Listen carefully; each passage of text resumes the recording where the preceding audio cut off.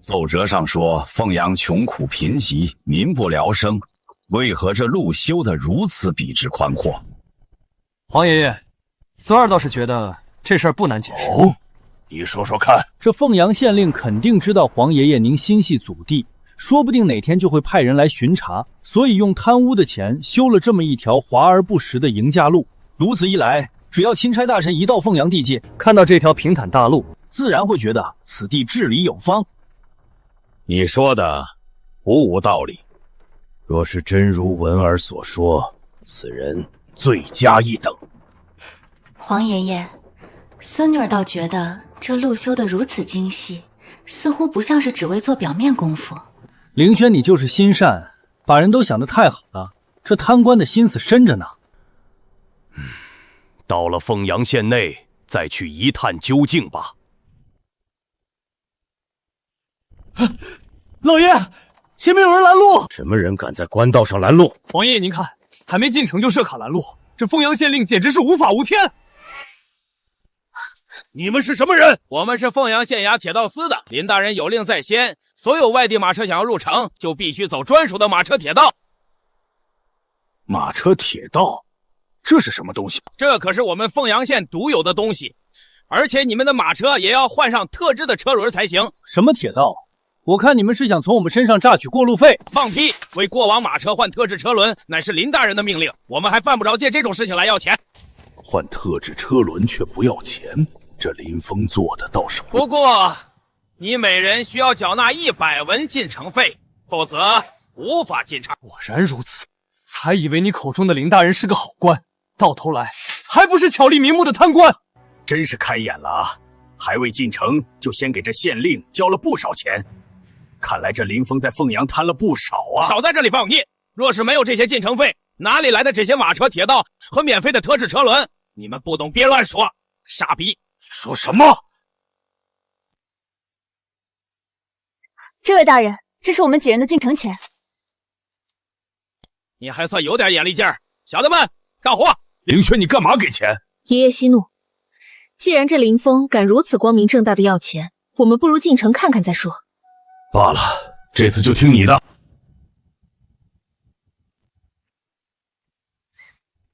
居然如此轻易就能抬起一辆马车，这叫千斤顶，也是我们林大人的发明。别看它小，能顶起1000斤重物呢。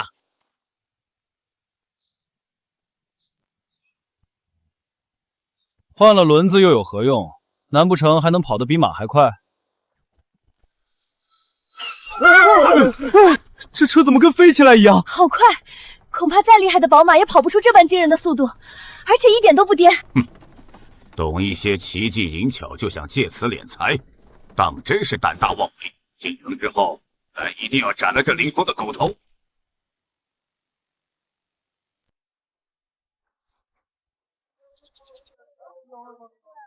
这就是奏折上那个恶票遍地、民不聊生的凤阳。爷爷，这凤阳县令说不定知道您要来，特意找了些人来演戏给咱们看呢。皇兄，你看百姓的脸上的神情，一个个精神饱满，可不像是被强征来演戏的。在这路中间立这么个黑乎乎的铁柱子是做什么用的？我说这位公子，你连这宝贝是干什么用的都不知道。本公子自然知道，不就是个装饰吗？哈哈哈哈哈！公子你可真会说笑，这叫路灯。路灯？难不成还能自己发光不成？没错，这路灯每当夜幕降临，它自己就会亮起来，到时候整个凤阳县就和白天一样。无火自亮？你当我是3岁孩童吗？这世上哪有？它真的亮了，整个凤阳都……我们林大人说了，这电灯是利用电能发光的，是造福凤阳百姓的民生工程。电竟如此神奇，简直比烛火好用100倍。电这般惊世骇俗的东西，朕为何从未听闻？这凤阳县令到底还藏着多少闻所未闻的本事？若是将此物用于全国，岂不是每夜都如白天，极大方便了百姓的生活？皇爷爷这一路舟车劳顿，粒米未进，想必已经饿坏了。不如我们在附近吃点。皇姐，这路边摊贩卖的东西向来是不干不净的，万一黄爷爷吃坏了咋办？正好，我也想品尝一下这凤阳县城的美食。走，四处看看。走过路过不要错过啊！凤阳特有美食，黄金开口笑，珍馐美味啊！这黄金开口笑听着倒是有意思，过去看看。客官要不要来一份？黄金开口笑可是我凤阳的知名美食，不吃等于白来凤阳城啊！老人家，你说的这个黄金开口笑，给咱来一份尝尝。爷爷不可，您万一吃坏了身子怎么办？小小的吃食，能有什么大惊小怪的？老人家，好嘞，来一份。客官您请收好。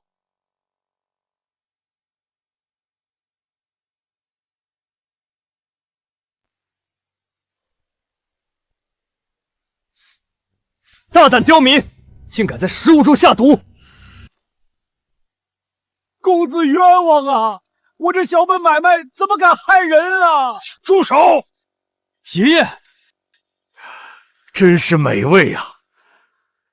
老人家，咱想问你，是谁发明的这等绝世美味？回客官的话，这黄金开口笑正是我们凤阳县令林大人发明的。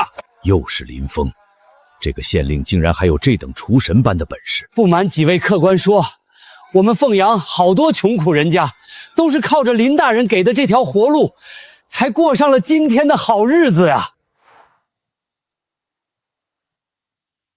我就不信，一个面团子能有多好吃？给我也来一份。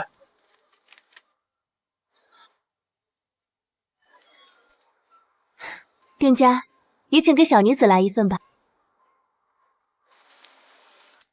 外皮酥而不硬，内馅鲜而不腻，肉汁丰盈，真让人回味无穷啊！这油饼确实好吃。这油饼制作方法说是价值千金也不为过，这林峰居然直接交给了百姓，莫非他不像表面上那么为了贪财不择手段？难道我真的误会林峰了？老人家，这几人搬运箱子中装的是何物？看着怪沉的。客官说这个啊，这是毒坊给林大人送过去的银子。听说这几箱子银子一共10万两。什么？10万两？还是赌坊送给林峰的贿赂？这有啥可意外的？我们林大人不但公开受贿，还买官卖官呢。好啊，一个公开受贿、买官卖官的狗官呐，居然敢如此的放肆！亏我还以为你是个好官。难怪我觉得街上这一切不对劲儿，合着都是林峰找人装出来的啊！客官别激动，你们这是误会我们林大人了。林大人这么做是为了我们好啊！好个屁！我看你们是被这狗官给蒙蔽了双眼，分不清好坏了。凌轩、允文，走，跟我去县衙会会这狗官。爷爷，您先别激动，此事有蹊跷。凌轩，你什么意思？难道是我冤枉了这林峰不成？倒也不是爷爷错怪他，只是我们刚来这凤阳城，对这里了解甚少，不如我们在这里多逛逛，再下定断也不迟。也罢，刚好我也想看看这凤阳县城的其他地方，我们就四处走走吧。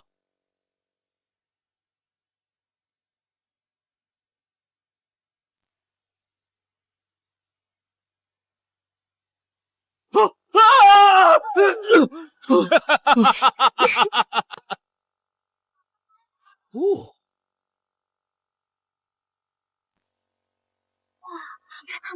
他们是什么人啊？黄爷爷，我下次还要来玩这个密室逃脱，这可比京城的戏班子好玩多了。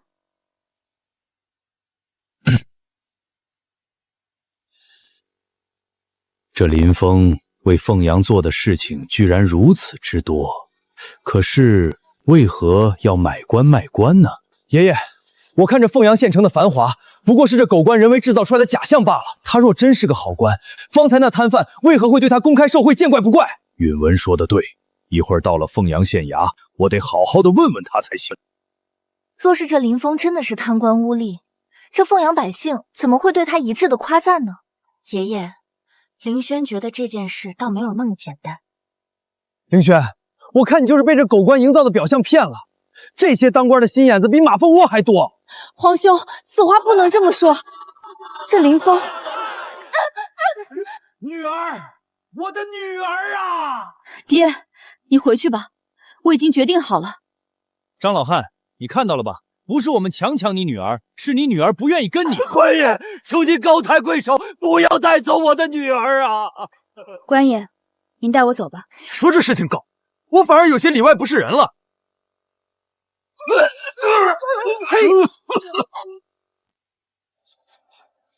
老东西，滚远点儿！住手！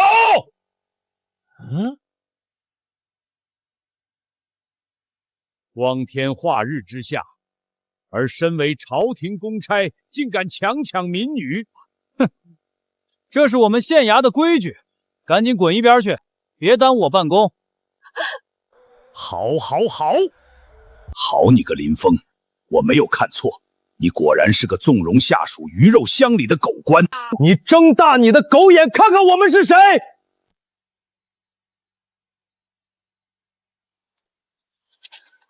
皇兄，此地人多眼杂，我们身份一旦暴露，事情反而会变得复杂。这狗东西都骑到我们朱家头上了，再不给他点颜色看看，我大明的脸面何在？正因如此，我们才更要查个水落石出。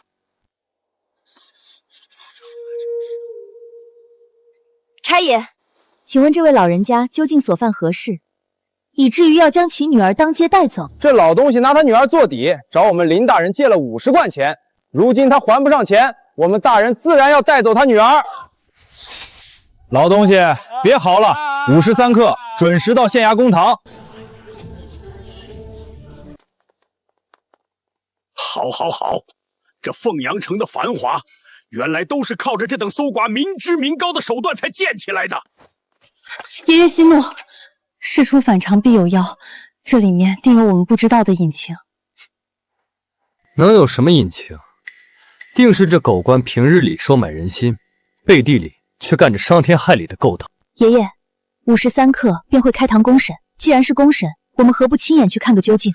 凌轩说的对，咱倒要亲眼看看这个林峰到底在搞什么明明堂。要是他真的在祸害百姓，咱今天就要他在这凤阳县衙当场人头落地。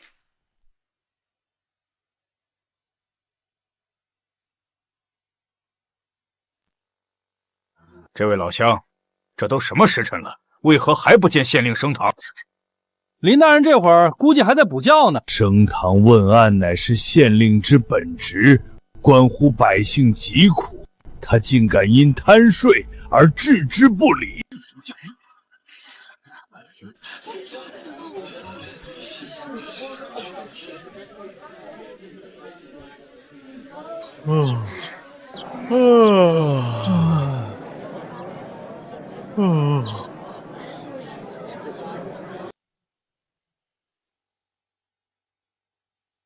来人犯。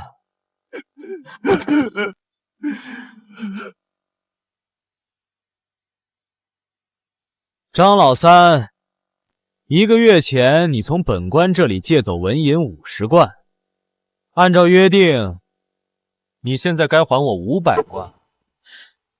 什么？500贯？500贯！我把我这身老骨头拆了也凑不齐这笔钱啊！林大人，您再给小老儿一些时日吧，我一定把钱给您还上。张老三，当初你老婆病重缺钱，本官破例借你，高利贷都是和你当面说清的。现在你想当无赖，我看你是想死了。倒也情有可原，可这利息分明就是趁火打劫。大人，小老儿实在无力偿还啊，求大人再宽限一些时日吧。既然没钱，那就用你女儿来抵账。刚好本官也想尝尝这年方28小女子的滋味。来人啊，把这小女子给我抓起来，送到我房中去。待我断案完毕，本官要好好享受一下。官爷，求求您了，放过我女儿吧！爷爷，这狗官简直无法无天，我马上斩了他！皇兄别激动，事情肯定另有隐情。你看着这周围的百姓，对这林峰一点也不怨恨。凌轩，你就别为这狗官说情了。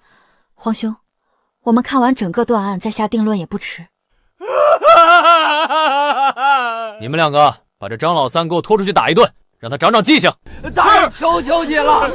凌轩，这下你看到了吧？他就是个不折不扣的狗官。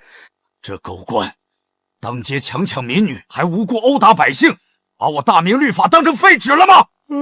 本官罚了，结案，会堂。都散了，散了，散了！且慢！林峰，你身为凤阳县令，竟敢公然违背大明律法，私设借贷，强抢民女！你将我大明律法置于何地？将朝廷威严置于何地？论罪，你该当斩！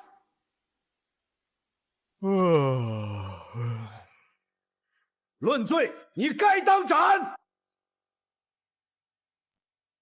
说完了吗？律法是死的，人是活的，这个道理你不懂吗？等你们那套流程走完，那姑娘一辈子都毁了。你在胡言乱语什么？大明律法乃国之基石，岂容你这等昏官在此肆意曲解？今天我话就放这儿，就算是当今皇上朱元璋亲自来了，他女儿我也照收不误。混账！你可知晓站在你面前的究竟是谁？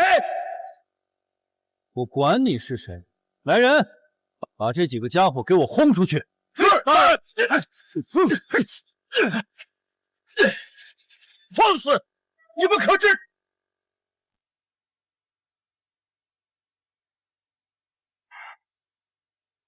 狗官，简直是目无王法，罪大恶极！爷爷，你消消气。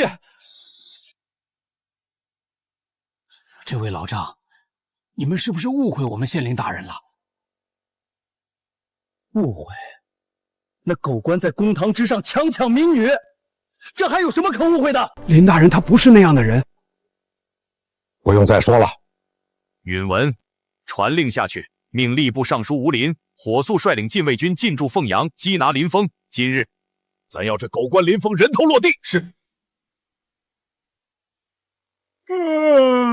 我说你们几个外地来的，不懂就别在这乱说。你们到底知不知道那张老三干了什么？你们可知道，刚才堂上那个哭天抢地的老汉张老三，是我们凤阳城里出了名的烂赌鬼。不管他干了什么，都不能成为你们强抢民女的借口。没错，就算如此，你们县令设下高利贷，还不上钱就用人家女儿抵债，简直是丧尽天良。放屁！你们都被那张老三骗了。若不是我们林大人将那小芳好心收留，他就要被张老三卖进青楼还债了。还有这等事情？谁知道你是不是在替他开脱？你有证据证明吗？你不信我，可以去问问凤阳的乡亲们，我说的是不是真的？这位官爷说的句句属实，那张老三就是个烂赌鬼，要不是林大人心善，他闺女早就被他推进狼窝了。就算是这样，那县令也不应该违背大明律法。大明律法算个屁！大胆！你竟敢藐视国法！藐视又能怎样？林大人能让我吃饱穿暖，在我眼里，林大人才是最值得尊敬的人。这个林峰视律法如无物，可为何百姓却对他如此维护？难道他真的是一个好官？爷爷，您不必如此忧愁。这位百姓的话虽然粗鄙，但或许也道出了一些实情。哎，凌轩，你怎么也帮着那狗官说话？皇兄此言差矣。这位林大人行事虽不合常理，但其中必有缘由。爷爷，既然您想了解事情的原委，不如我们前去正式拜访一下这位县令，当面会会他。好，就依你所言，咱当面会会他。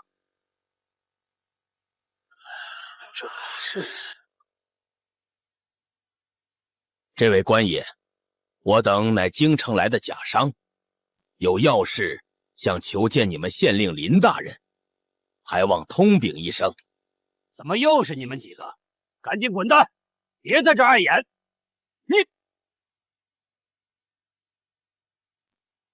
官爷，我们从京城来，是想和林大人谈生意的，您看能否通融一下？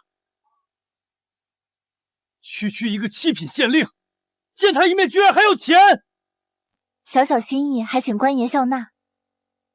请官爷务必在林大人面前为我们美言几句。行，看在银子的份上，我这就去给你们通报一声。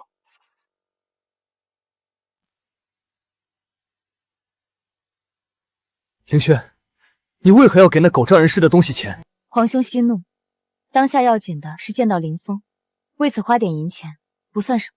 凌轩说的对，待会儿见了他，咱要亲口问问他，为何纵容手下如此行径。3位贵客运气不错，我们林大人正好有空，进来吧。好你个林峰，咱倒要看看你这县衙里面究竟是龙潭还是虎穴。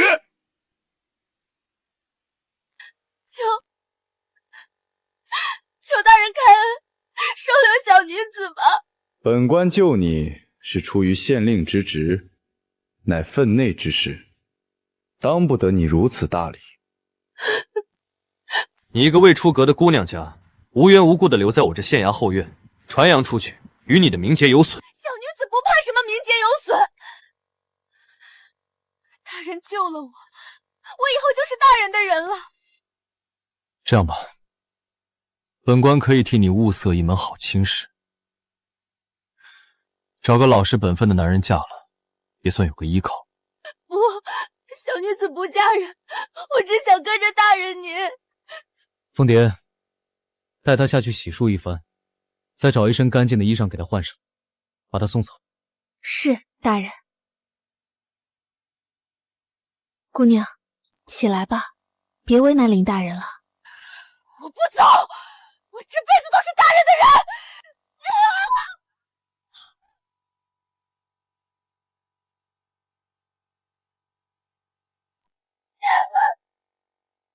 好一个凤阳县令，没想到你竟是如此荒淫无道之徒。几位，此事是个误会。你这狗官，光天化日之下对一个良家少女动手动脚，你还敢说是误会？既然你说是误会，那我倒想问问你，你为何要向这位姑娘的父亲放高利贷，还要强抢民女？请问老先生，一个烂赌鬼为了筹集赌资，要将亲生女儿卖入青楼，此事官府该如何处置？此事与官府何干？被卖入青楼，也只能怪他自己命不好。为官者不思为民解忧，反而高高在上袖手旁观，那与助纣为虐的帮凶有何区别？少在这里混淆是非！身为县令，你当众强抢民女，还藐视大明律法，私自放贷，按律当斩！老头儿，少拿大明律压我。大明律这种东西，也就糊弄一下朱元璋那种大傻子。放肆！你居然敢侮辱当今圣上！你居然敢打我！你惹我不高兴了，我打你不行吗？一名小小县令居然如此猖狂，你知不知道我是谁？我管你是谁，今天别说是你，就算是他朱元璋来了，我也照打不误。狗官，你居然敢对我大明皇帝不敬！我就是对朱元璋不敬了，你不服你打我啊！狂妄，睁大你的狗眼好好看看！林大人才没有强迫我，是我自愿的。姑娘，我知道你是迫于淫威，放心，我一定会替。你们脑子是不是有问题啊？我都说了，是我想留在大人身边服侍他。你，爷，我就说吧，林县令不是这样的人。凤蝶，你先带小芳下去休息。是。现在你们该相信了吧？即便如此，你肯定也没安什么好心。哼，蠢货！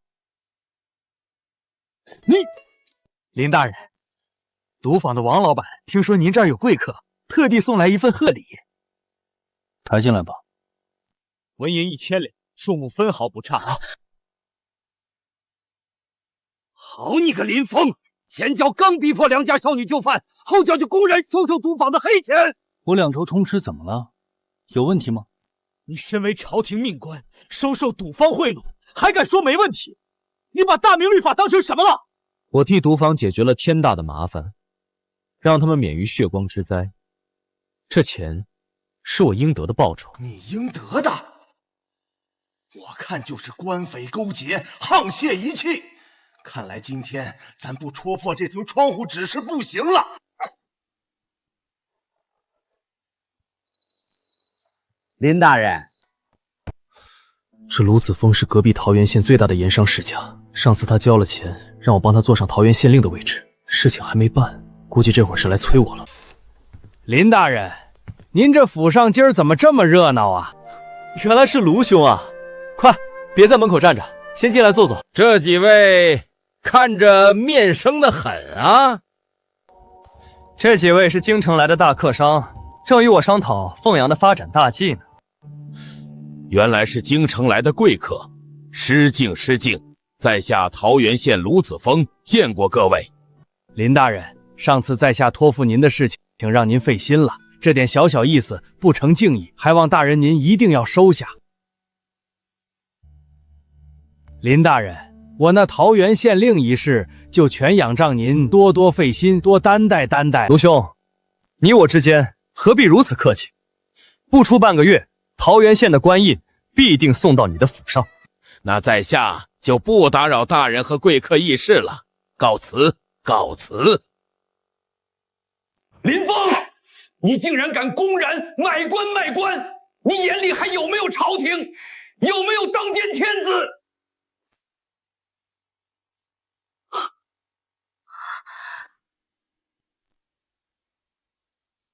本县令买官卖官，跟你一个糟老头子有什么关系？你好，我今天倒要看看你有几个脑袋！吏部尚书吴林吴大人到。又来？吴林？他不是在京城吗？来这凤阳做什么？哎呀，林大人，让您久等了。这二人看着有些面熟，好像在哪儿见过。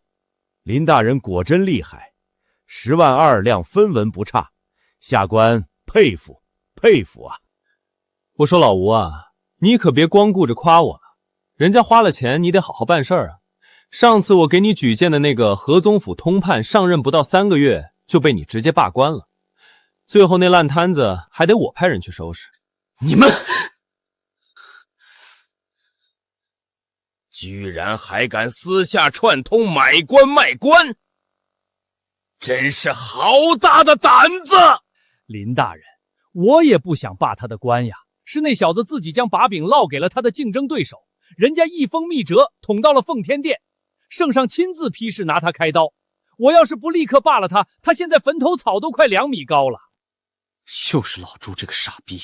我看这大明朝的问题都出在老朱身上，自己出身低微，整天疑神疑鬼，今天杀这个，明天砍那个，搞得朝堂上下人人自危，官员们谁还敢放开手脚干事？一派胡言！当今圣上宵衣干食，励精图治，到了你们这些贪官污吏的狗嘴里，怎么反倒成了圣上的问题了？就是因为老朱严打3-5，搞得太过火，才让官员们没办法放开手去干的。林大人所言极是，圣上出身草莽，对咱们这些读书人出身的官员一股子不信任。这俸禄定的京官糊口都够呛，更别说我们这些地方官，迎来送往哪样不花钱？没错，我们不从这些富商身上想想办法，光靠大明那点微薄的俸禄，能不饿死就不错了，还谈什么为民办事？放屁！如果没有当今圣上严打贪官污吏，靠着你们还能过上好日子？你才放屁！卢公子能力超群，饱读诗书，对商道经济的理解远超朝堂上那些腐猪。我让他去做桃源县令，不但能让桃源县内的百姓安居乐业，还能利用他的商业头脑和人脉盘活当地经济，税收翻个几砖都是轻而易举。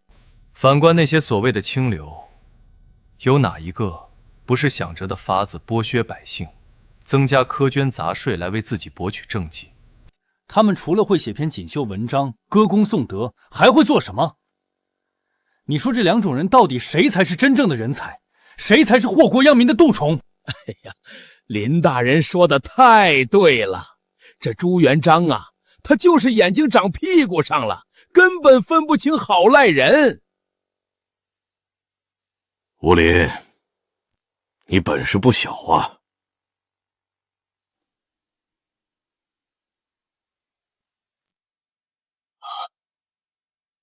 你是？吾皇万岁万岁万万岁！皇上圣安。吴林，朕听说你手下有一名官员是通过买官做上来的。皇上明鉴，臣对此事毫不知情啊！臣执掌吏部，一向兢兢业业，恪尽职守，绝不敢行此等欺君罔上之事啊！朕问你是还是不是？抬起你的头，看着朕，如实回答。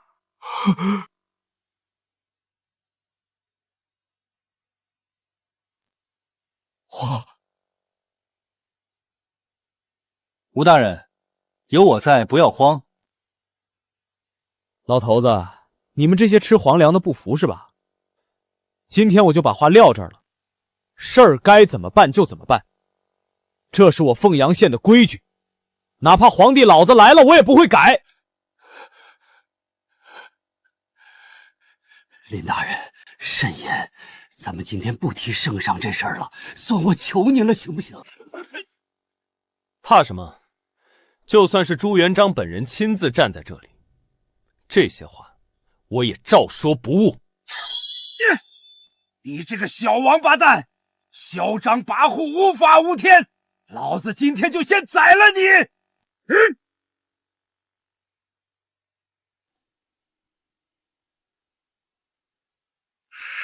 好你个林峰，居然敢威胁我！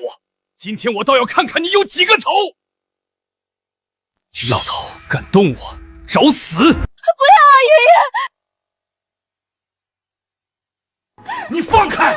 此等乱臣贼子，我今天不杀他，天理难容！凌轩，你放手，让这小子知道咱爷的厉害！爷，您现在一刀下去固然是解了气，可传出去，天下人会怎么看您？届时还有多少官员愿意为大明办事？您这一刀下去，是堵住了天下悠悠众口，却也寒了天下臣子之心啊！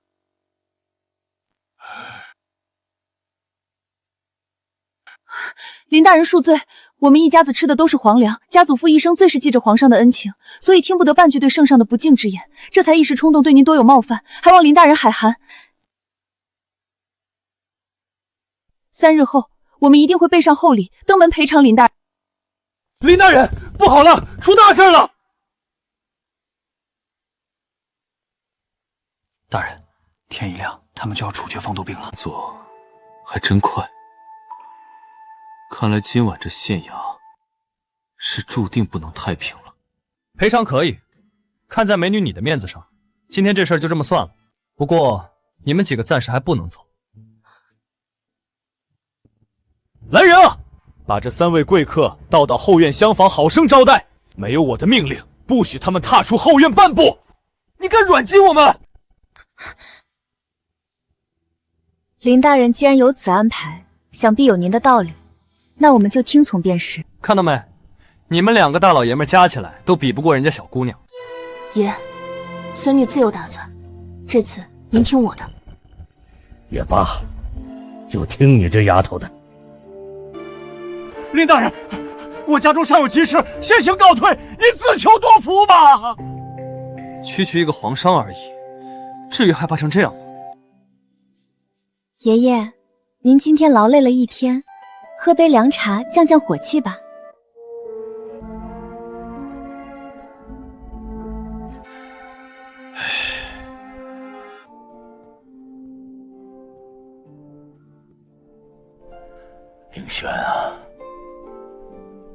爷爷杀了那么多贪官，难道真的杀错了吗？爷爷，恕萱儿直言，贪官祸国殃民固然得杀，可是您不能因为几只蛀虫就烧了整根顶梁柱啊！萱儿，你这话是什么意思？您为了惩治贪腐，将百官的俸禄一压再压，官员们养家糊口都是问题，又如何为大明卖命效力呢？如果不以雷霆手段震慑百姓，谁还臣服我朱家？谁还在乎我大明？爷爷，这天下不仅仅是朱家的天下，更是万民的天下。如今人人为朱家提着脑袋干活，做得不好便是人头落地。如此一来，谁还敢放开手脚去办事？你这小丫头，什么时候胳膊肘也开始往外拐了？今天在屋里那般拦着爷爷，是怕爷爷一怒之下伤着了那个叫林峰的小子吧？爷爷，您胡说什么呢？时候不早了，爷爷你也该歇歇了。不用，你爷爷虽然老了，但这路还能自己走。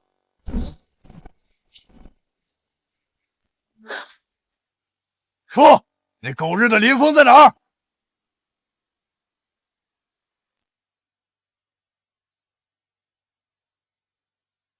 你们好大的胆子，竟敢深夜持猎闯入县衙，是想被株连九族吗？老子管你是谁！我再问一遍，林峰那个狗官死到哪里去了？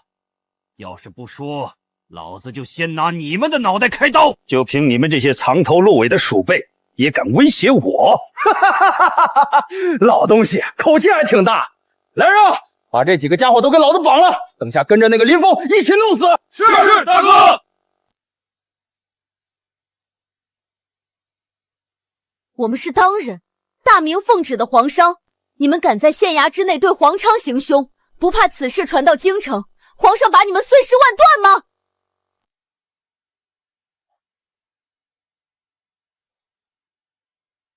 这里是凤阳，他朱元璋的手再长，也伸不到我们青蓬山来。有本事你让他亲自过来找老子问罪啊！哼！老大，我看他细皮嫩肉的，比县里青楼的头牌还正点，小的这就给您绑回去，给老大您做个压寨夫人。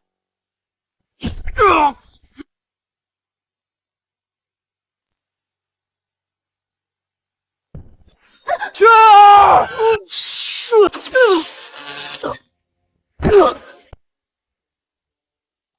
这是怎么回事？怎么，你们就这么想见我？林峰，怎么就你一个人？县衙里的衙役呢？对付这群废物，我一个人足够了。林峰，就凭你手上那根烂棍子，还想对付我这么多兄弟？哼！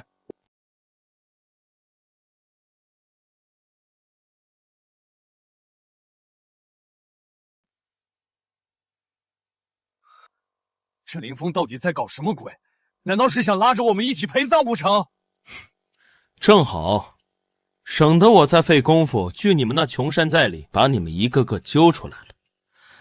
干脆今晚一锅端干净。往后站远点，省得过会儿血溅到你身上。林峰，他们人太多了，你赶紧想办法通报衙役。是啊，难道你还能以一敌百不成？赶紧叫人！叫什么人？说我堂堂凤阳县令，在自己的地盘上还要喊人救命，以后还怎么混？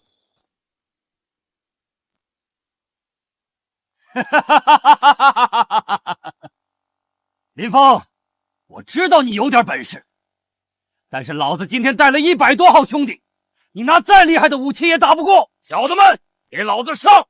到时候里面的金银财宝和女人都是你们的。谁跟你说我非得拿武器砸人？装神弄鬼，干你丫的！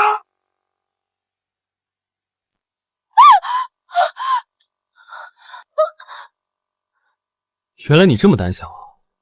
少嘴皮，还不赶紧扶我起来！我去，一击毙命！那是火铳？不对，大明的火铳绝无此等威力。林峰到底是从哪儿搞来的这些东西？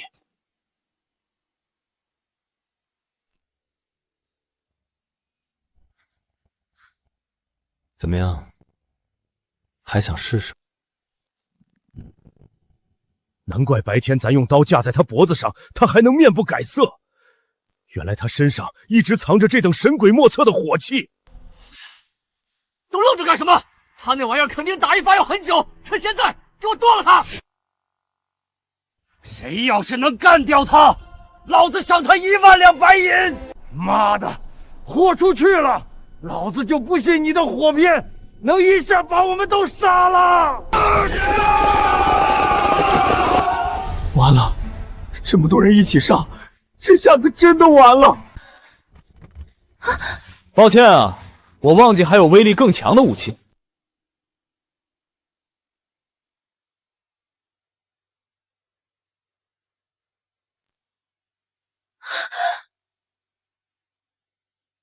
这是什么火器？声音这么大！几十个悍匪转瞬间竟被屠戮殆尽，此物若用于战场，何愁天下不定？这林峰到底是什么人？接下来该轮到你了。老子告诉你，院子外面还有我100名弟兄，你杀了我，我那些弟兄一样不会放过你的。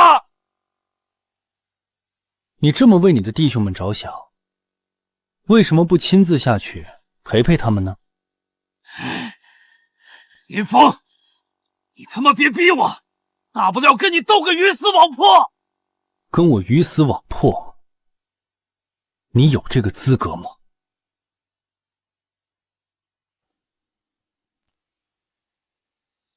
林峰，这都是你他妈逼我的！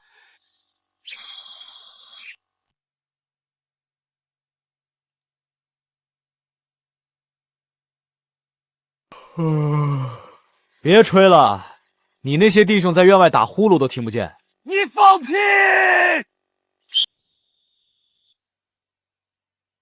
哈哈哈哈哈！他们来了，林峰，你的死期到了！弟兄们，还等什么？把林峰这个狗官给我拿下，剁成肉酱！哼！你们疯了吗？你们抓我干什么？快去杀林峰啊！林大人，按您的吩咐，潜伏在城内的100名匪徒已被凤阳护卫队全数拿下，无一漏网。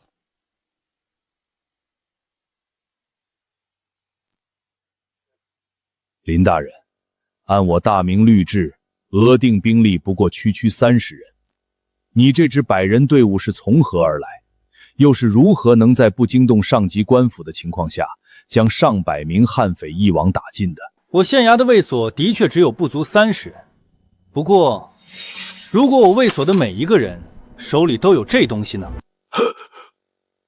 林峰，你这个混蛋，你早就知道今晚有匪徒会来，对不对？是又如何？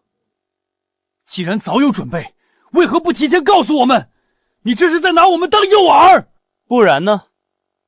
如果你们不在县衙，这帮在城里潜伏了数日的家伙，又怎么会主动跳出来？你知不知道我妹妹她差一点就让那帮畜生得手了？有我在，自然不会让美人受到半点伤害。张龙，把这些俘虏都押入县衙大牢，严加审讯。我要知道他们清凤山老巢的所有情况，等明天出征剿匪。什么？剿匪？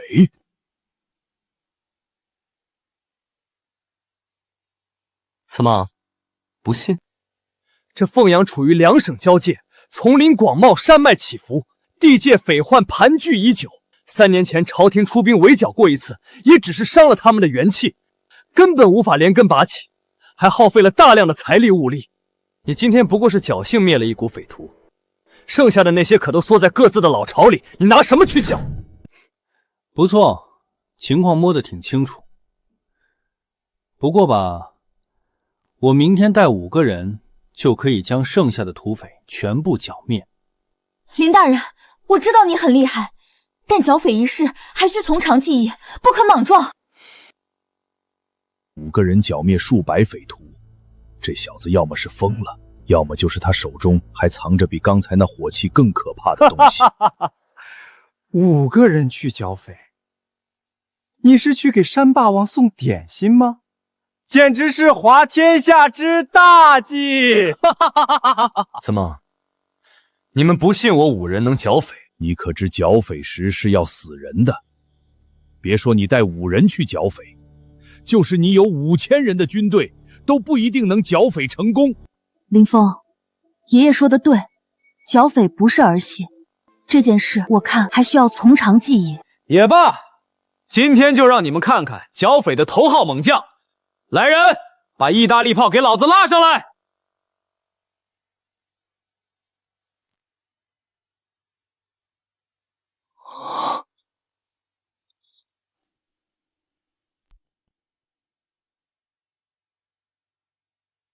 这小子葫芦里到底卖的什么药？5人对数百悍匪，古往今来闻所未闻。爷爷不必担心，孙儿已经接到密报，吴林大人调集了南直隶卫所的5000精兵，已经于1个时辰前在30里外的破风口集结完毕。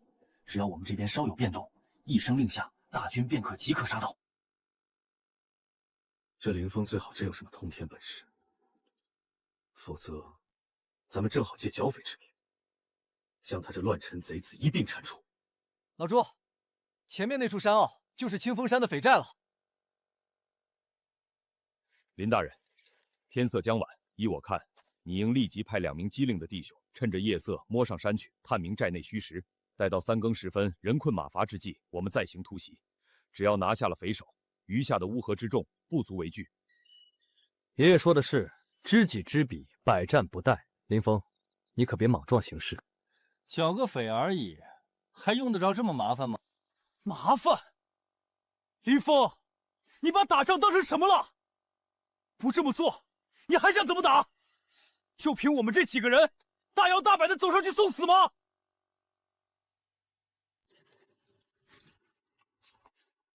这是何物？法器还是某种新式的火器？清凤山里的人听着，我乃凤阳县令林峰，你们所有人现在已经被我包围了，立即放下武器，开寨投降，否则一律处死！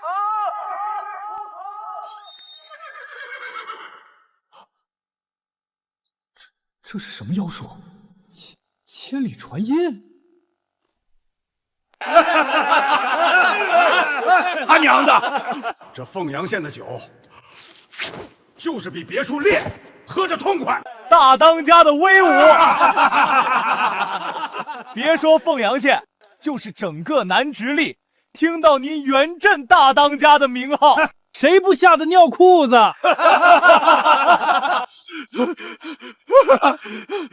大当家的，不好了，不好了！慌什么慌？天塌下来了不成？给老子说清楚，什么事儿？山下来人了，是凤阳县的官兵，他们让我们开寨投降，不然就要把我们全都处死。凤阳县那帮软脚虾，他们敢来咱们清凤山，还让我们投降？有点意思。他们来了多少人马？是不是南直隶的卫所都出动了？回大当家的，小的仔细看了，马车2辆，骑马的好像就9个人。9个人！呀！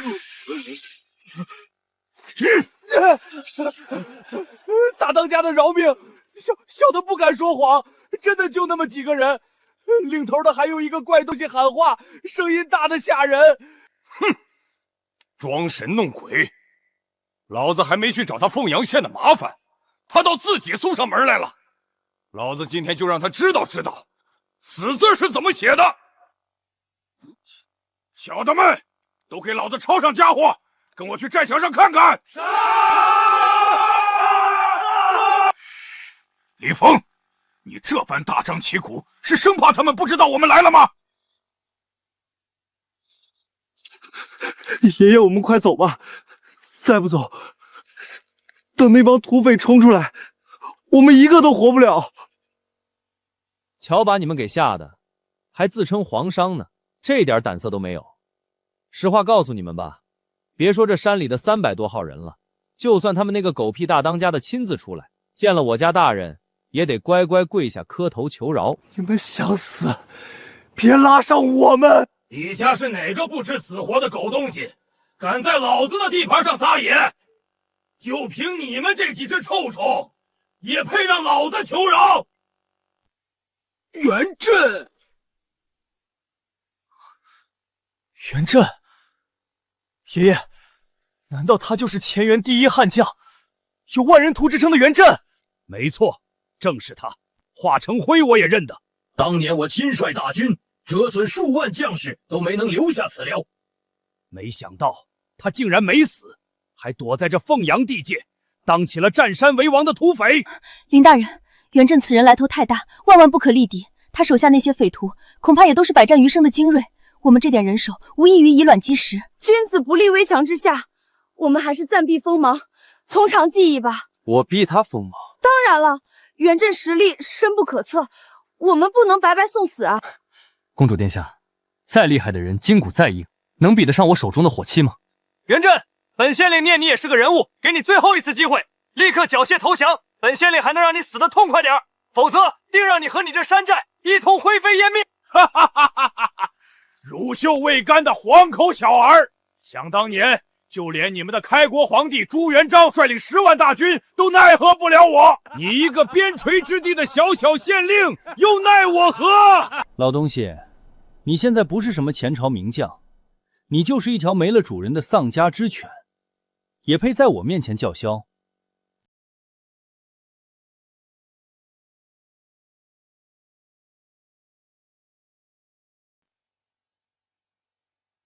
什么狗屁龙旗，垃圾！你该死！你一个前朝的败将，一条苟延残喘的丧家之犬，也敢在本县令面前摇唇鼓舌？说实话，我见过的前朝余孽也不少，也都挺有骨气的。但你除了像疯狗一样乱吠，你还会什么？我看你比起前朝其他的败将，要窝囊多了。还在忍，看来不给你来点狠的，你还真以为我只是在跟你打嘴炮？狗官，老子要活剐了你！哼，蝼蚁撼树。真是抱歉，这荒郊野岭的，连个茅房都找不到。我看这破旗子布料还不错，拿来当尿片正合适。你找死！混蛋！老子先射死你！林大人小心！死了，这下死定了！林大人，你没事吧？你撑住啊！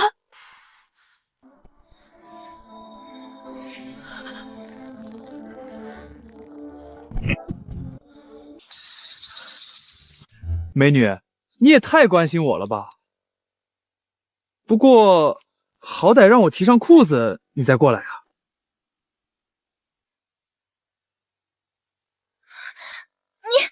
你无耻！爷爷，他没死，过去看看。雪儿，他怎么样了？死了吗？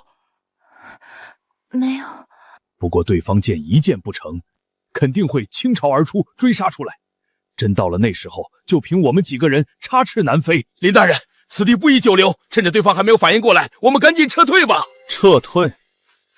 本县令的字典里就没有撤退这2个字。对方可是有300多号杀人不眨眼的悍匪，我们怎么打？上去给人家送死吗？你的火器再牛逼，也根本打不到那些飞土啊！你说的对，我的枪的确射不了这么远。哼，算你还有点自知之明。既然知道不行，就别在这死要面子活受罪，赶紧。但是，谁说我要用枪？来人啊，把本县令的意大利炮给推上来！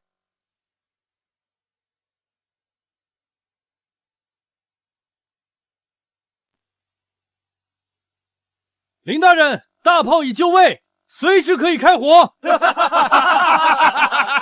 林峰，就凭这个破玩意儿也想吓唬老子？你当老子是3岁娃娃吗？大当家的，这凤阳县令是黔驴技穷，想用这破铜烂铁来炸我们。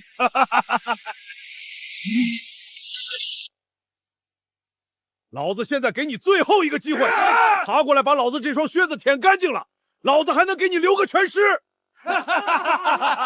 求饶，该求饶的人是你。林峰，你真以为有大炮无敌了吗？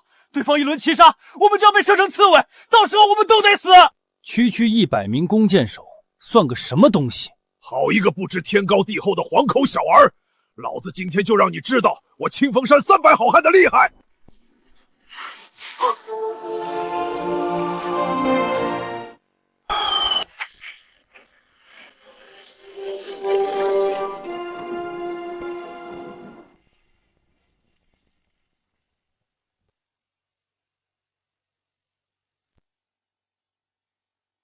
这是什么妖法？威力居然如此之大！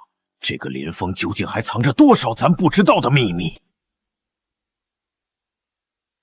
这林峰有如此强大的火气，竟敢不上报朝廷，他眼里还有没有王法？还有没有我朱家天下？搞定，收工，你们也快点回去吧。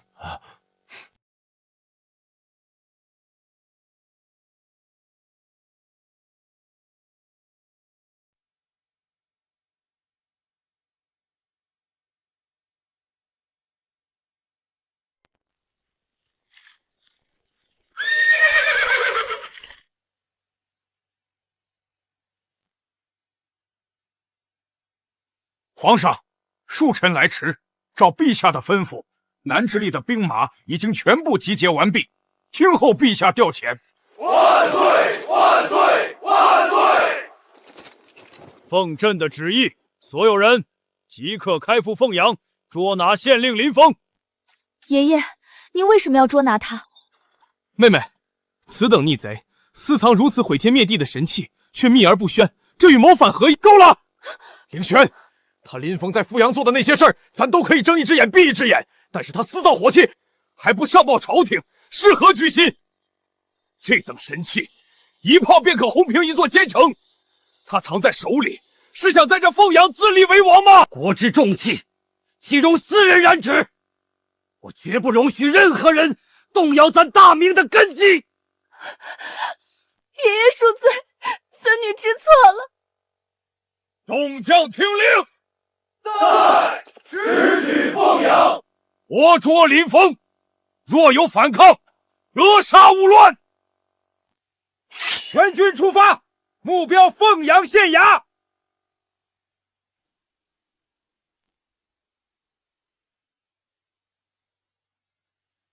林峰，你犯了滔天大罪，还不赶紧乖乖的束手就擒！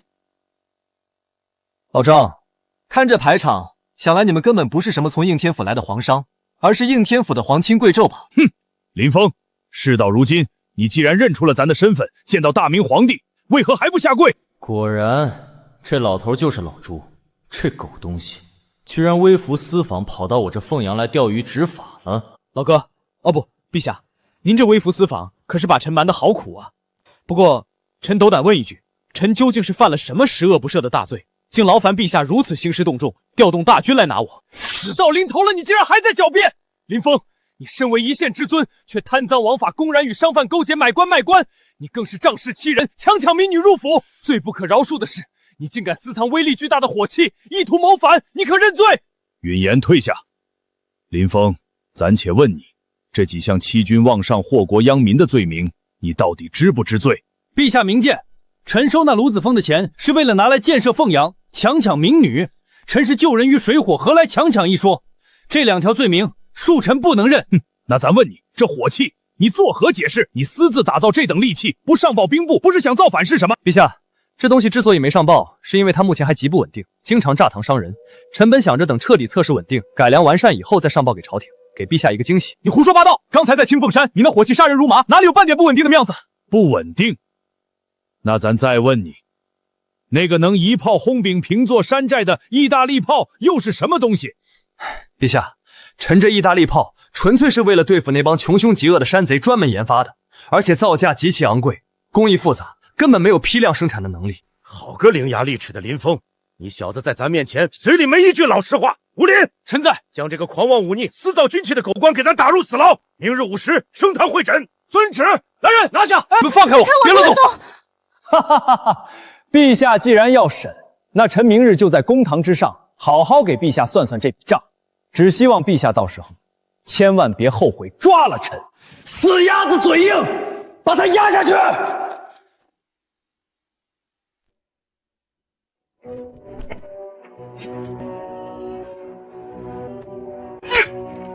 林峰，你身为大明凤阳县令，你强抢民女，与当地商贩勾结一气，买官卖官，中饱私囊，简直是祸害百姓。这桩桩件件，你可知罪？臣不知罪。大胆狂徒，死到临头还敢嘴硬！你的所作所为，强行放高利贷，当街撕扯良家妇女的衣物，收受盐商10万两白银，这些全都是我们亲眼所见。你当我们眼睛是瞎的吗？你们的眼睛瞎不瞎我不知道，但我知道你们挺会装的。你可以说我冲撞圣威，对当今圣上不敬，但这也是你们爷孙几个隐瞒身份、微服私访在先，不知者不罪，我何错之有？你强词夺理！另外，你可以说我是个贪官，说我爱财如命，但你绝对不能说我祸害百姓。我林峰在凤阳这3年，凤阳百姓家家户户吃得饱穿得暖，路不拾遗夜不闭虎，我祸害谁了？林峰，你既然敢说你没有祸害百姓，那你大肆收商贩银两，买卖官爵，到底是何目的？还有，你私造那威力巨大的火器，拒不上报朝廷，又是什么目的？我收商贩银两，帮他们办事，也是按照大明内部的规矩办事。放肆！咱大明选拔官员，历来是靠着科举考试，优中选优，何时需要靠银两来办事了？我收那些商人的银两，不全是为了应付你们京城里上面的这些高官吗？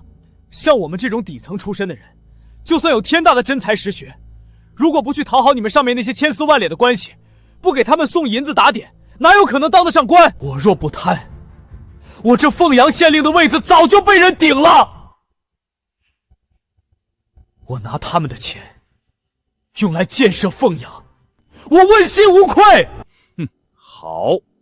好一个问心无愧！官场之事暂且不提，那你私造火器拒不上报，又是为何？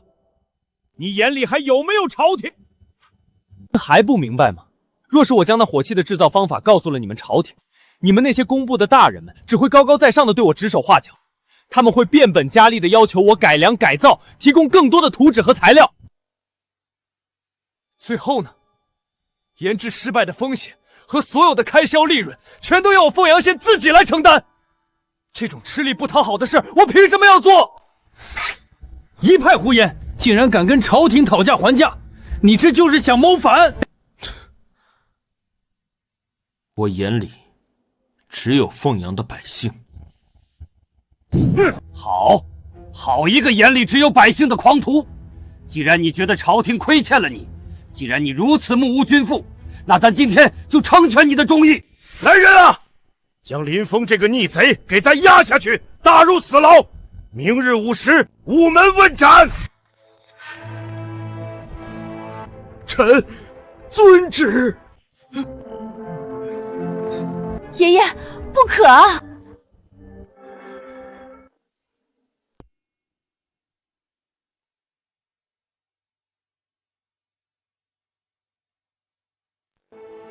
林大人，实在是抱歉。当初我要是直接告诉你对方是陛下，也许你就落不到砍头的下场了。哎，老吴，别这么想。就算你当时告诉我了，陛下杀我也不需要理由的。你这样的人才，白白的被冤枉斩首，实在是我大明之不幸啊！老吴，少说这些丧气话，明天死不死还不一定。林峰，都什么时候了，你怎么还这么悠闲？郡主，吴大人辛苦了，我有些话想和林大人说一说，退下吧。是。郡主居然还能来看我，实在是受宠若惊。不过是在这牢里过个夜而已，环境是差了点，但图个清静。清静，我我听得清清楚楚。爷爷说明日午时就要在午门将你问斩了。不管怎么样，我一定会去求爷爷，让他收回成命的。你不能就这么死了。唉，能在大明最尊贵的郡主心里占个位置，我林峰就算是现在死了，也值了。你胡说什么？我是说正事。放心吧，我说了，能跟当今大明郡主共处一室，我已经很满足了。再说了，你爷爷他杀不了我。为什么？那可是圣旨。天机不可泄露，等到明天你就知道了。午时已到，林峰，事到如今，你还有什么遗言可说？我没什么可说的，人生自古谁无死，早死晚死都得死，要砍便砍，别耽误了时辰。爷爷，跟这种家伙废什么话？直接将他斩了算了，以正国法。奇怪，这小子怎么一点都不怕？皇上，草民有话要说。准奏，只要你肯认罪，咱或许可以。老朱，别的话我也不多说了。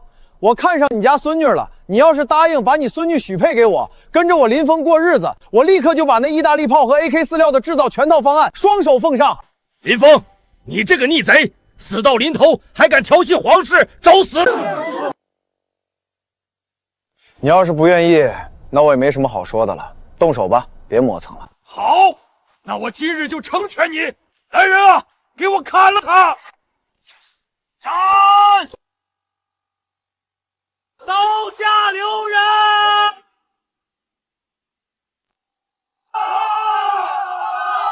站住！法场重地，休得放肆！陛下，林大人是好官，是我们的青天大老爷，你不能杀他呀！陛下开恩啊！是啊，陛下，我们凤阳能有今天，全都是林大人的功劳，求陛下明察呀！他林峰强抢民女，勾结商贩，买官卖官，桩桩件件都是死罪。这样的狗官，你们竟然还为他求情？陛下，您冤枉林大人了。林大人来我们凤阳这3年，我们才真正过上了人的日子啊！皇上，要不您还是先让他们都散了吧，这闹哄哄的，多耽误您行刑啊！林峰，你以为花钱请了这么多托，在这里上演一出万民请命的好戏，皇爷爷就会信你？皇太孙殿下说笑了，这可是欺君之罪，满门抄斩的大罪，谁敢为了点银子来送死？莫非在殿下眼里，我凤阳的百姓都跟我一样头铁，不怕死？你休要巧言令色！诸位乡亲，都给咱站起来！你们若是有什么冤屈，都给咱一五一十的讲出来。今天咱给你们做主。陛下，我们没有冤屈，林大人是天底下最好的官，求陛下明察秋毫，千万不能听信小人的谗言，错杀了为国为民的好官啊！皇爷爷，请您息怒。皇爷爷，您常教导孙儿，水能载舟，亦能覆舟。如今民心所向，必有其缘由，请皇爷爷三思，给林峰一个自辩的机会吧。好，林峰，我今天就给你一个解释的机会。咱就先问你第一条，你为何要勾结朝廷官员，私下买官卖官？又为何与那赌坊同流合污，从中牟利？哼，老朱，朝廷每年拨给凤阳的官银只有500两，可这500两连找个人给你家祖坟拔草都不够。你在这金銮殿里坐着，大手一挥要国泰民安，可你知道要把凤阳建成现在这副路不拾遗、夜不闭房的模样，需要征调多少工人，需要耗费多少钱粮？你这纯粹是强词夺理，缺钱就能罔顾国法，买官卖官。老朱，你脑筋怎么就转不过弯呢？我不搞钱，这满城百姓喝西北风啊！别杀我！林大人救命！放开他！这是我县衙的主簿。老苏，把咱凤阳县的底子给皇上报一报，告诉他，咱县衙现在雇了多少工人干活。回皇上，凤阳县内外各处营建，外加修路、开矿、建厂，统共录用做工百姓37400余人。胡说八道！区区一个凤阳县，常住人口不过数万，哪来3万多工人？草民不敢，这3万多人大多不是凤阳本地人。那是何人？是洪武23年河南水灾逃荒过来的流民，林大人全给收编了，让他们在凤阳做工换饭吃。3万多张嘴，每天光吃粮食就是一座山。我不去坑那些有钱的盐商，不去扒那些赌坊老板的皮，我拿什么养活这3万多流民？拿你那500两官银，还是拿大明律例给他们画饼充饥？把你怀里那几本账册给他看看。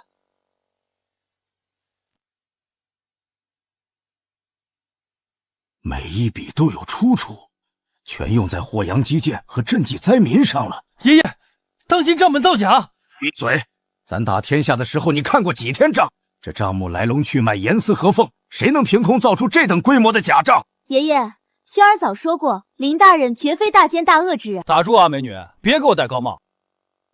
等等，这账面上有一笔巨大开销，你给咱解释解释。洪武24年，拨白银8万两建五盐司，这五盐司是个什么衙门？五盐司听名字就是研造兵器的地方。林峰，你私造兵器，意图谋反！林峰，你倒是给我解释解释。五盐司是改造火器的地方。改造火器？你区一个县令，耗费8万两去改造火器，你想干什么？想干什么？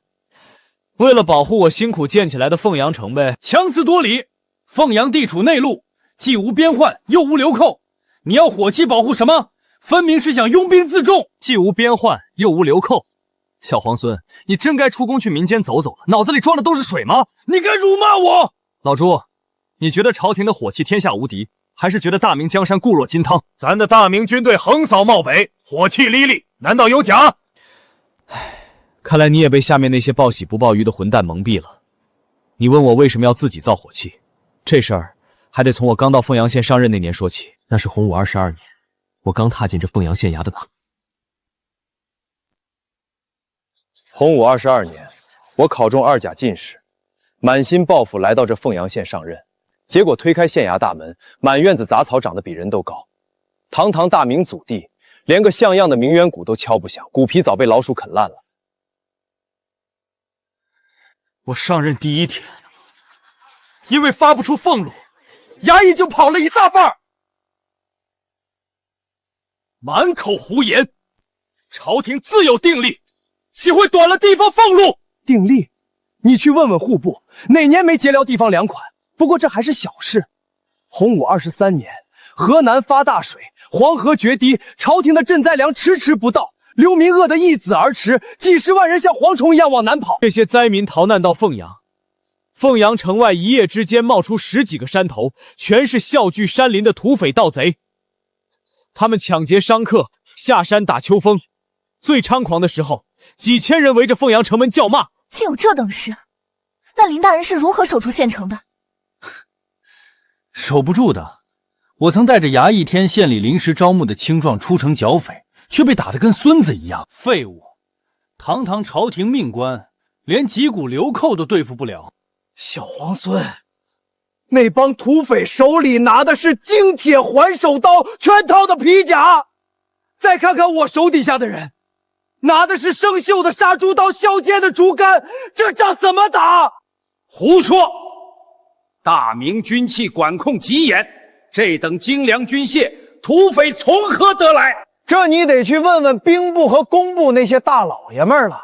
黑市上，只要银子给够，大将军炮他们都敢按斤卖。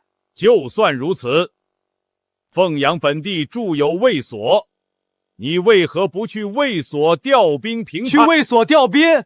别逗我笑了！你笑什么？难道卫所敢见死不救？我给千户大人磕了头，我连夜骑马赶到凤阳卫，跪在千户大人的营帐前求他发兵。结果他说，卫所兵马只受兵部和都督府节制，地方官无权调动，市级从权，这是死规矩。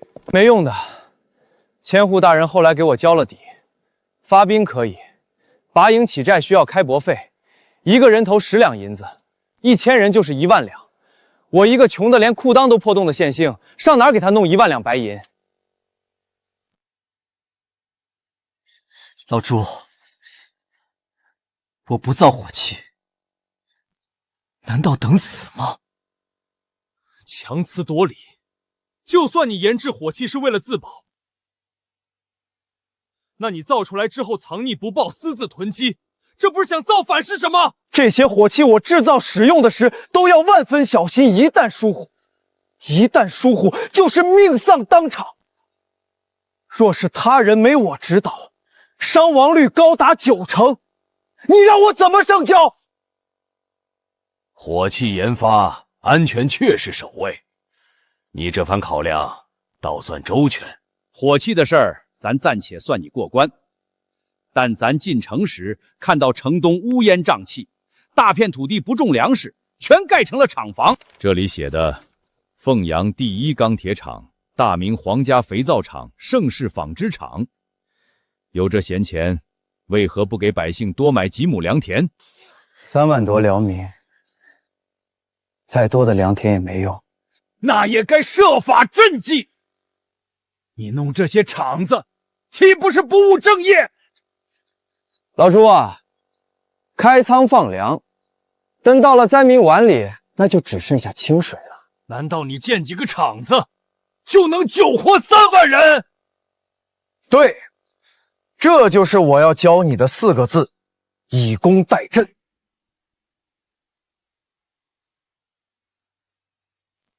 何为以工代赈？说清楚。老朱，算过账没？朝廷发10万担赈灾粮，从户部出门过州府下州县，一层层剥皮抽筋，到灾民碗里剩几粒米，灾民吃不饱就要闹事，你派兵镇压呀，又要花钱，这是个无底洞。可要是让他们干活呢？干活？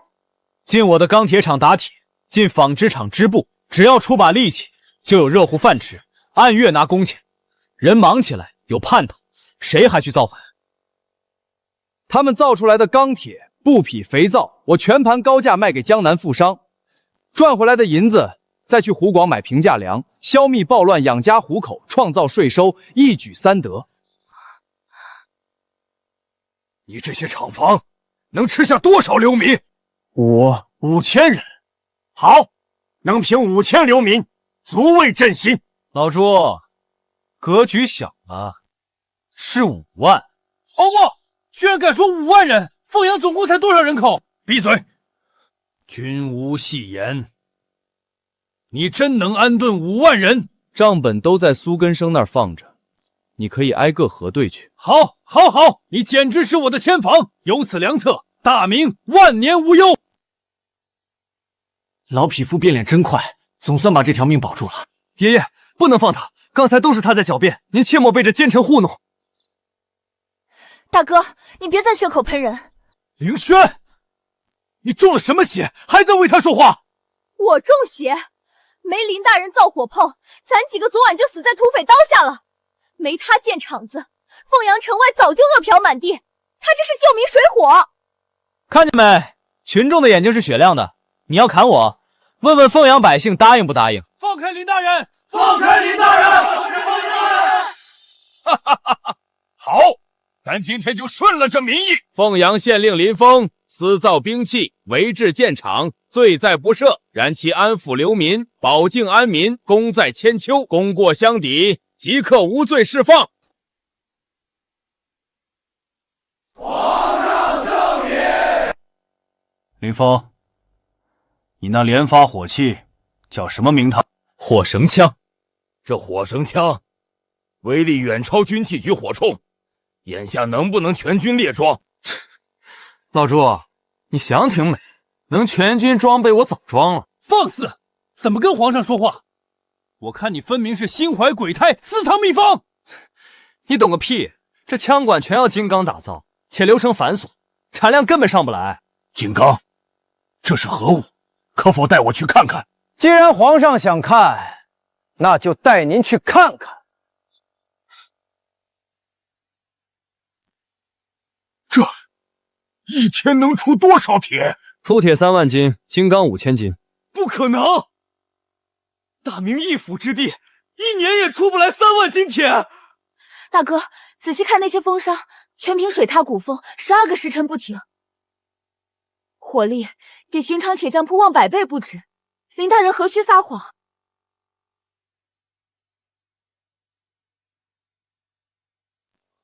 好钢！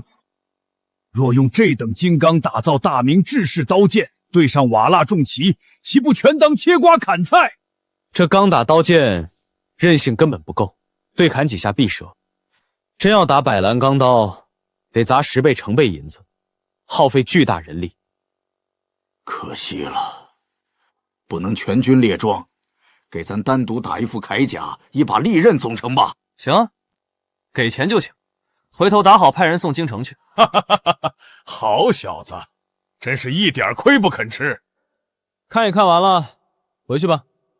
林峰，凤阳池子太小，容不下你这头真龙。老朱，少来这套，有话直说。跟咱回京城，只要你把以工代赈、建厂生钱法子推行天下，大明朝堂你横着走。爷爷，他一个7品县令，连跳5级1步登天，朝野文武，朝野翁如何服众？我给的官，谁敢不服？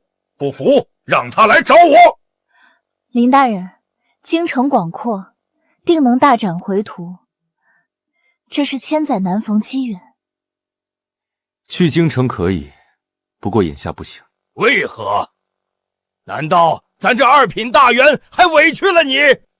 凤阳这烂摊子还没彻底收尾，等我把凤阳的事处理干净，厂子步入正轨，再去京城找你也不迟。好，是个懂担当好官，做事有始有终。我在京城等你。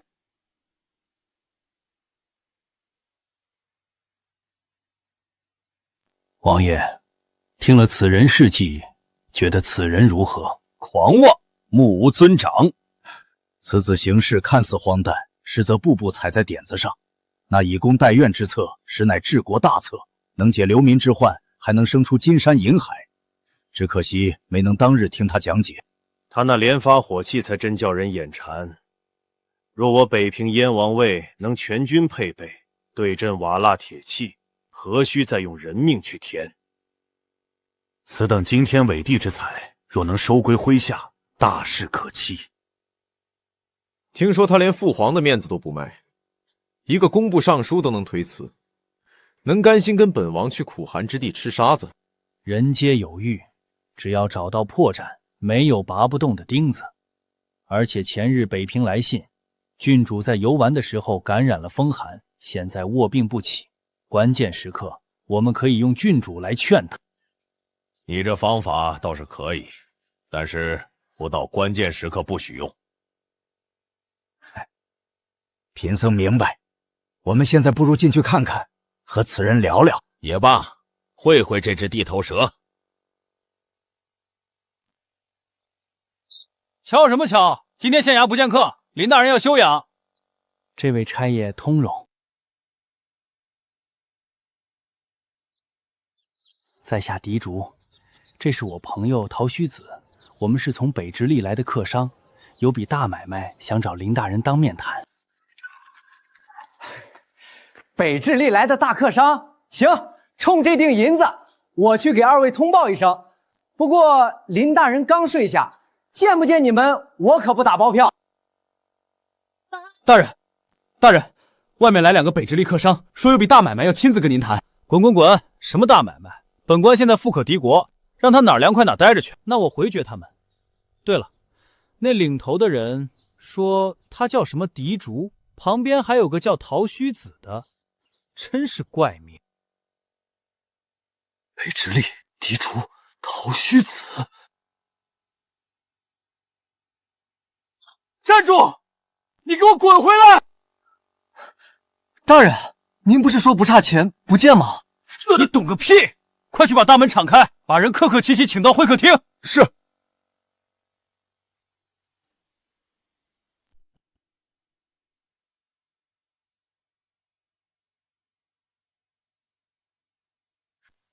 二位久等，北直隶大老远赶来，辛苦。林大人，百忙之中播种相见，狄某荣幸。这俩人看着不简单啊！原以为是个老成持重之辈，竟比高炽大不了几岁。此等惊天伟地之才，若是弄回北平，大事必成。狄老板大买卖，看中我凤阳什么了？肥皂、水泥、衣料、丝绸，狄某通通要，价格好说。哼，胃口不小。北直隶地界大，竞争也激烈。狄老板平时走哪条道？不瞒林大人，狄某常年在关外走动，皮草、人参、东珠、西域诸国、漠北草原，都有狄某商号马队。西域、漠北，陆上丝绸之路，这可是能把破玻璃卖出天价风水宝地。胃口不小。北直隶地界大，竞争也激烈。狄老板平时走哪条道？只做肥皂酥绸。狄老板大老远跑一趟，格局就这么点儿。只要林大人愿意给货，狄某什么买卖都敢接。痛快！来人，把本官卧房床底下那口黑皮箱子抬上来。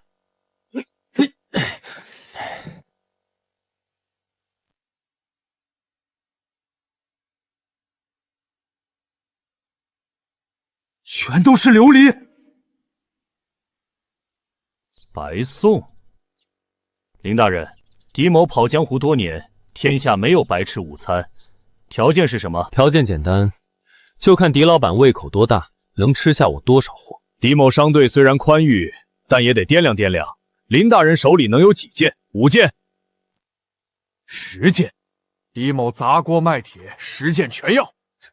狄老板也是个干大事，怎么一开口满嘴穷酸气？林大人什么意思？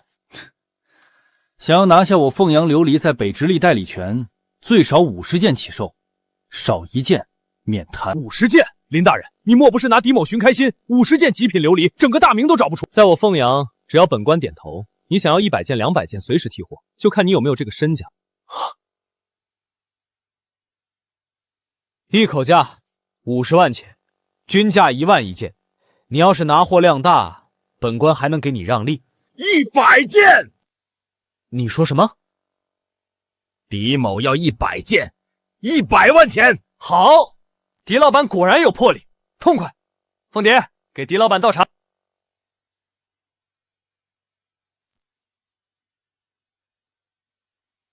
这是江左陆家的生意，料子不错，染色也正。不过这等丝绸算不上什么稀罕物。确实，此物虽好，却无奇货可居之势。那如果我这丝绸价格比市面上最便宜苏杭货还要低1半呢？林大人说什么？低1半？没错，不仅价格便宜1半，而且你要多少，我纺织厂就能产多少。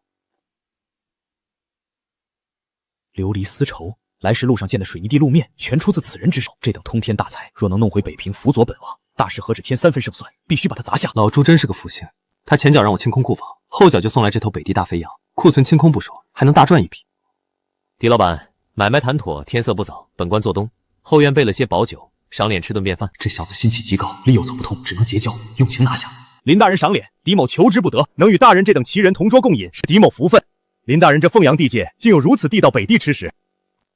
狄老板常年在塞外奔波，吃不惯南方精细物，本官特意交代后厨烤制。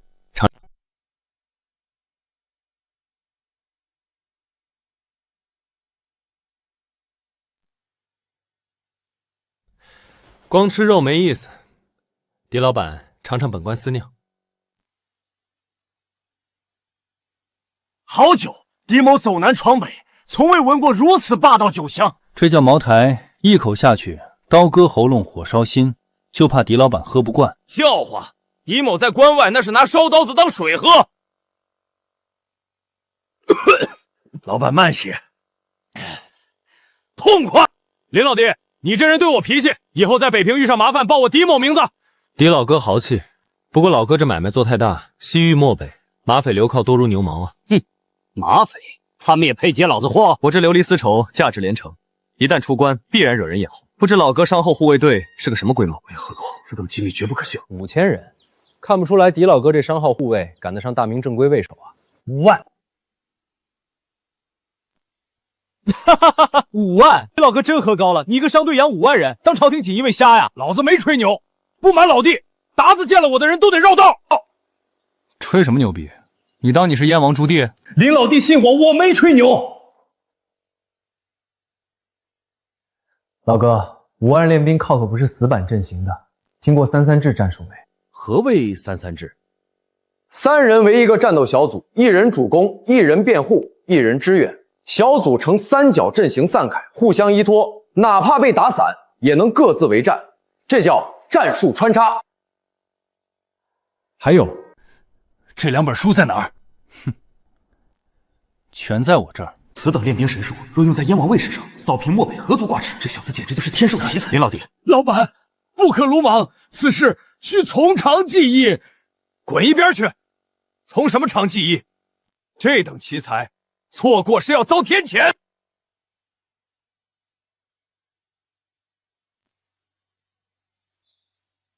关二爷在上，皇天后土为证。今日我与林芳结为异姓兄弟，有福同享，有难同当。这北地蛮子手劲真离谱。罢了，结交个大商也是条财路。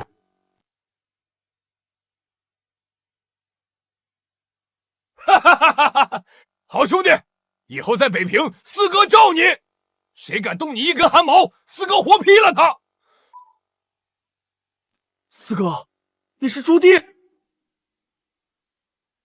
有些话烂在肚子里是福，说出来可是要掉脑袋的。四哥，别演了。刚才拜把子的时候，你那股子气吞山河的劲儿，除了那位蹲在北平戍边的燕王殿下，大明朝找不出第2个姓朱的。再说了，什么商贾能一眼看出33制？既然把话挑明了，本王也不藏着掖着。林峰，这破县令有什么好当的？跟本王去北平，本王许你一个万户侯。不去。说什么？北平风沙大，还没我这凤阳舒坦。况且前2天老爷子才刚从我这儿走，他老人家前脚走，我后脚跟着你跑了。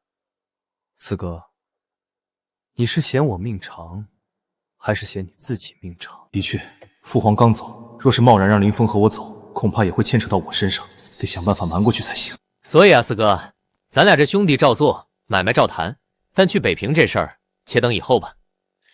行，本王等得起。陶须子，走。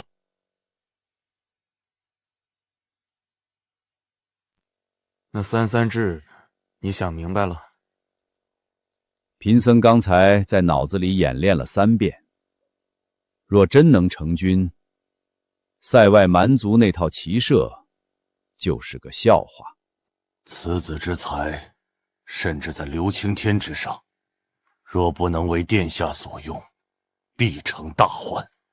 哼，老头子见过他，却没带他走，也没杀他。这事蹊跷，这小子是个属刺猬的，硬拉不行，得让他自己求着去北平。殿下指的是那批琉璃和丝绸？凤阳到北平几千里的路，响马流民，还有那些饿疯了的卫所兵，哪个不是属狼的？他不是吹他的龙门镖局厉害吗？本王倒要看看，他那几十号人能不能把这几百万钱的货囫囵个的送进本王的王府。殿下的意思是，让燕王位办成响马？不仅要办，还得下死手。本王要让他明白，没本王罩着，他那点奇技异术，在绝对的兵锋面前，一文不值。等他在路上碰了钉子，求爷爷告奶奶时候，本王再从天而降。那时候，这小子除了北平，哪儿也去不了。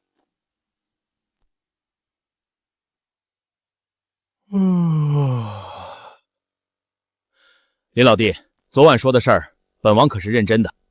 北平那边催得紧，这批琉璃和丝绸，咱打算今儿就启程。行啊，四哥，钱货两清，你拉走便是。拉走容易，护住难呐。实不相瞒，咱这一路上过来，听闻不少响马盯上了凤阳的肥肉。咱手下这些家丁，虽然马背上能耍两下，但护着这么多金贵玩意儿，林老弟，你那龙门镖局真能行？在凤阳地界，挂我龙门镖局的旗子，阎王爷见了都得绕道。哼，凤阳是你林大人的天下，出了凤阳呢？过了长江，那可是流民漫天，卫所兵穷得跟鬼一样。你那几十号镖师，拿几根火药筒子，真能镇得住那些饿疯了的狼？依我看，这趟买卖悬。悬个屁！我龙门镖局走南闯北，靠的是硬实力。林老弟，你毕竟是个文官，躲在县衙里指挥还行，真到了荒郊野岭，听见马蹄声，估计腿都软了。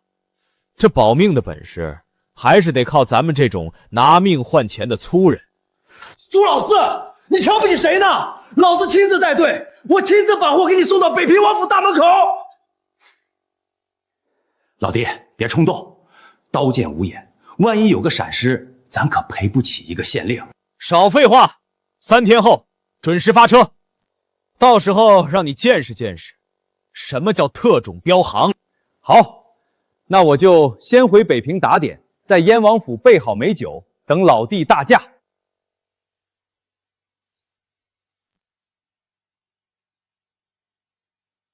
妈的，被这老狐狸套路！北平那地方除了沙子就是风，我去凑什么热闹？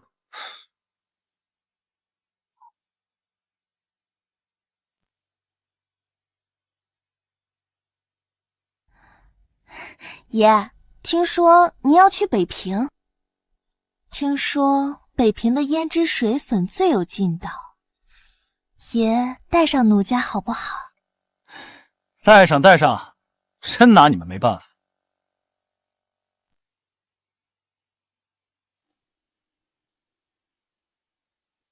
王爷，真要动用燕王位去劫林峰，这镖局成色真值得您费这么大阵仗。哎，你不懂，林峰这小子滑头狠，嘴上说亲自护送，谁知道他肚子里憋什么坏话？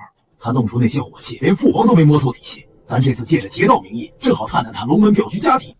王爷三思，林峰手下火绳枪威力不俗，燕王位可是您心头肉，真要是对上虎器，万一折损太重，如何收场？咱这次调来50名燕王卫，全套上最新打制金刚天甲，只要冲阵速度够快，火枪根本来不及开第2轮，到时候把刀架在他脖子上，看看这位林知县腿软不软。王爷既然算无局策，贫僧便放心了，只盼林大人吉人天相，别被燕王卫吓破胆。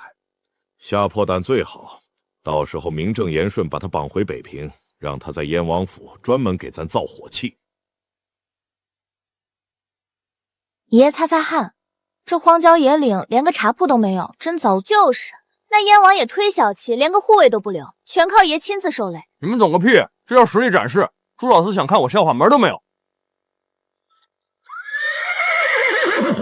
前面就是葫芦谷了，地形险恶，都给我打起12分精神。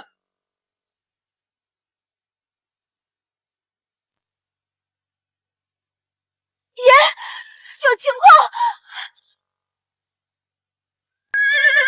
前面走镖听好，老子只求财不害命，把车上琉璃丝绸全留下，带着女人赶紧滚蛋！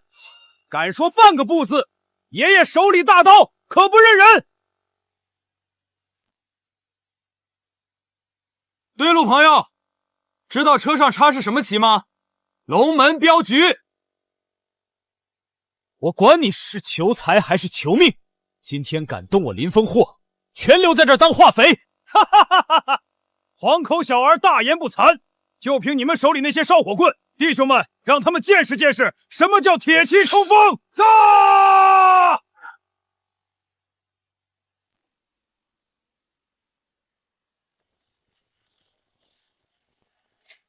朱老四跟小爷玩这种杀气腾腾的戏码，真当我是吓大的？龙门镖局列阵，3段击，放！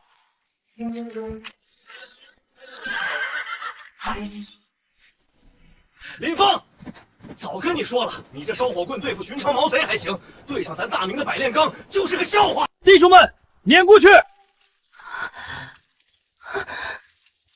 哼，铁罐头是吧？正好试试我新研发的宝贝——换电棍。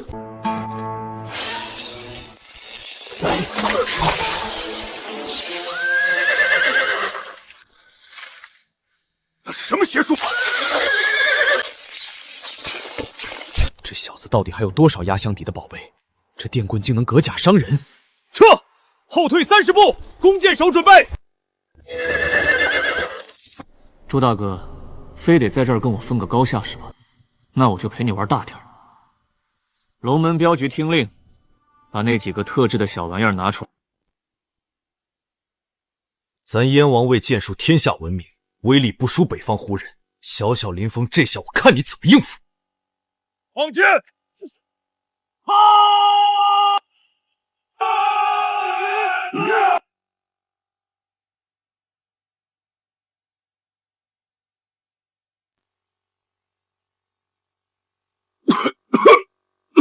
这是什么妖法？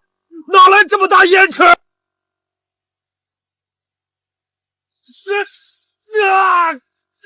老子的眼睛！哎呀！人呢？青天白日还能遁地不成？大当家的，不好了！咱们布置在后方的弓箭手全被解决掉了。你放屁！他们才几个人，怎么摸到后面去的？你放屁！他们满打满算30个人，还护着几辆大车，能绕过前面的重骑兵摸到后方去？大当家，真没骗你，弟兄们连敌影子都没瞧见，稀里糊涂全躺上了。谁？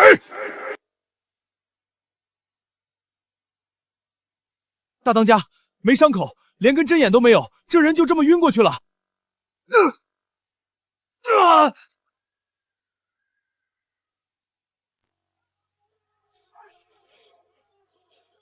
鬼！有鬼啊！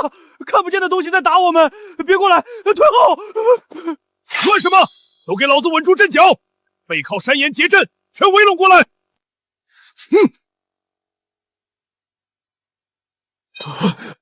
喂，醒醒！隐形剑矢？不对，要是剑矢，不可能连个红印子都没有。这到底是什么邪术？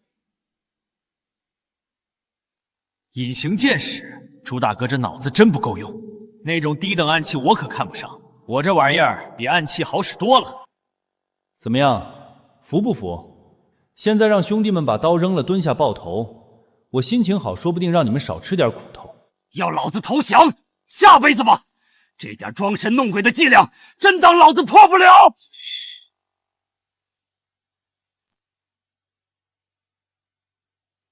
都愣着干什么？给老子扬沙子！把地上的土全给老子扬到天上去！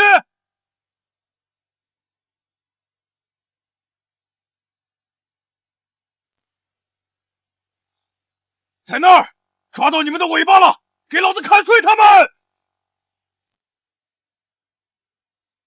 哎，给脸不要脸！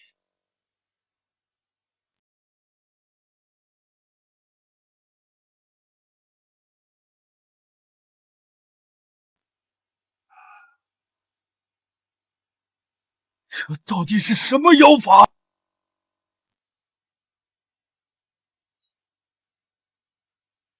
朱大哥，剩你一个了，真不投降，我可要下黑手了啊！放马过来！老子打了一辈子仗，还能怕你个黄毛小子？去！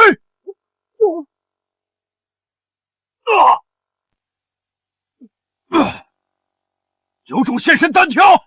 暗箭伤人算什么好汉？单挑？行，成全你！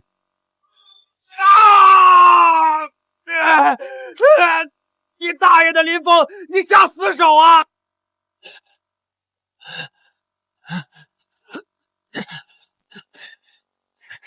哎呦，真不好意思，朱大哥，你这还没认输呢，要不我再补一下？别，老子服了！赶紧停手，再打老子绝后了！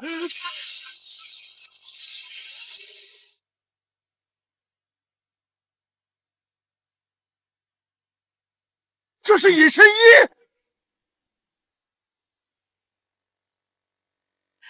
刚才没控制好力道，朱大哥多担待，要不要紧？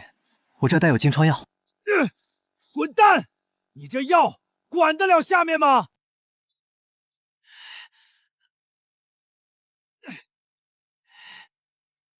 你小子早就认出我了，对吧？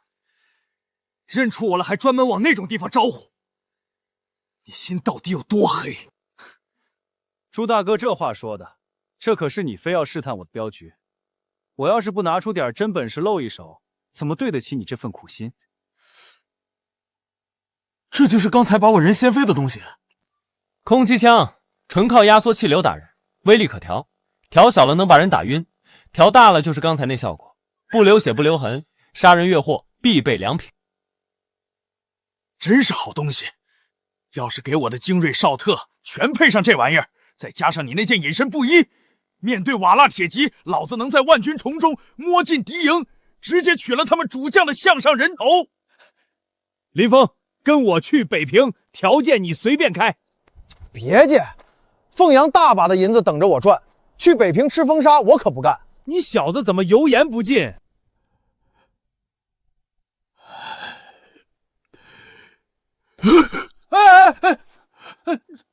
干嘛呢？这是折寿啊！兄弟，哥哥也是没办法了。这次请你去北平，不光是为了这火器。我前几日收到信，说轩儿在北平游玩的时候病了，整日念叨着你的名字。你要是不去，他怕是撑不过这个冬天了。小丫头病了，什么症状？老朱没派御医看。